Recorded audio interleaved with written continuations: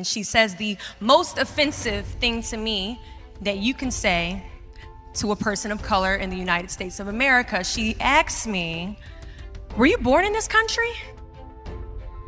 And I was immediately offended. I put my hands on my hips and I said, "Yeah, I was born in this country."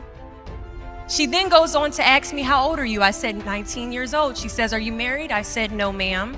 She says, "Do you have any kids?" I said, "No, ma'am." "May I help you find something?" She then goes on to tell me something that changed my life forever. She says, "You look like you could be the next Miss USA." And I laughed at this woman hysterically. I said, "Lady, I don't know what you're talking about.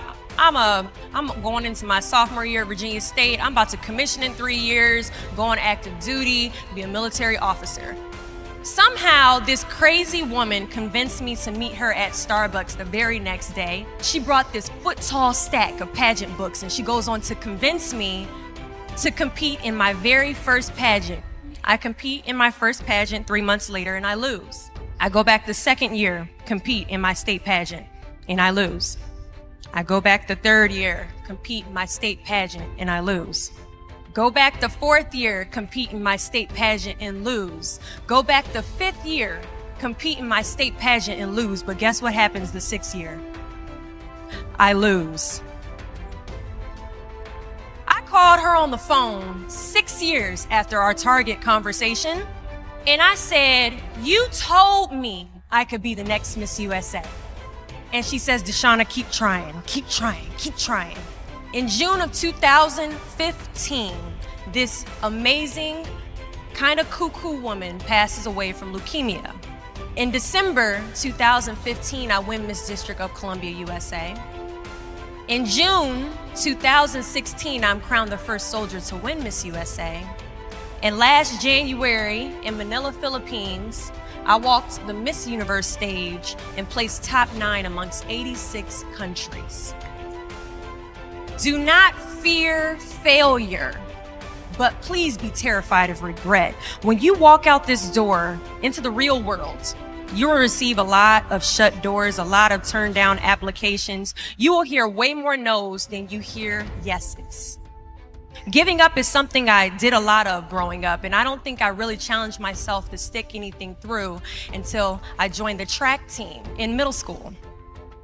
I remember having to ask my mom after tryouts and making it to the team for my very first pair of track shoes. Now, at the time, she walks into our house and she has a bag that has a nice Nike check sign on it. So I get excited because I wasn't getting new shoes very often. I go to take the shoe box out the bag and I notice that it says a size 9 on it. Mind you, in the 7th grade, I was a size 5. I open the box and I slide my feet into the shoe and I look at my mother and I said, "These shoes are too big." She says, "I know I did that on purpose." I was like, "Why would you buy shoes that are too big on purpose, Mom?" And she says, "Because I know that you're going to grow into them."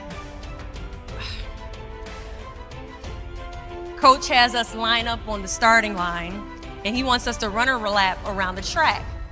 As we go to take off, I immediately fall to the ground, twist my ankle because the shoes are entirely too big. See, I couldn't run at the speed that I wanted to because I didn't fit the shoes I was wearing at the time.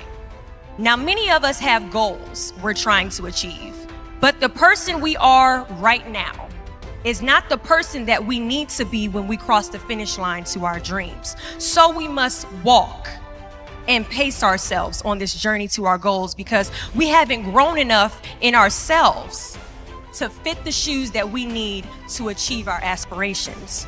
But let me tell you something. If I had won Miss USA my very first year, I would not have been Miss USA. I would not have been the version of myself that I needed to be to properly handle a national title. Many of us aren't ready to walk the race. But understand that as we walk this race, we pace ourselves, and as we pace ourselves, we grow. And as we grow, our foot gets bigger, and as our foot gets bigger, our shoes begin to fill, and as our shoes begin to fill, we can now run a little bit faster, and as we pick up the pace, we get to the finish line at the exact time we are destined to cross it. Do not fear the word no.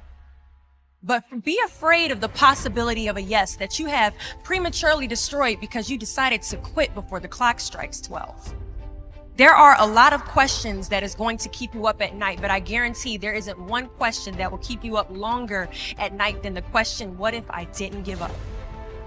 I am here to tell you in a nutshell that it's okay to walk sometimes. We can dream, we can be ambitious. That is a must when it comes to succeed, but we must also be realistic with where we are in correlation with the person that we need to be to properly execute the goals that we have set in front of us.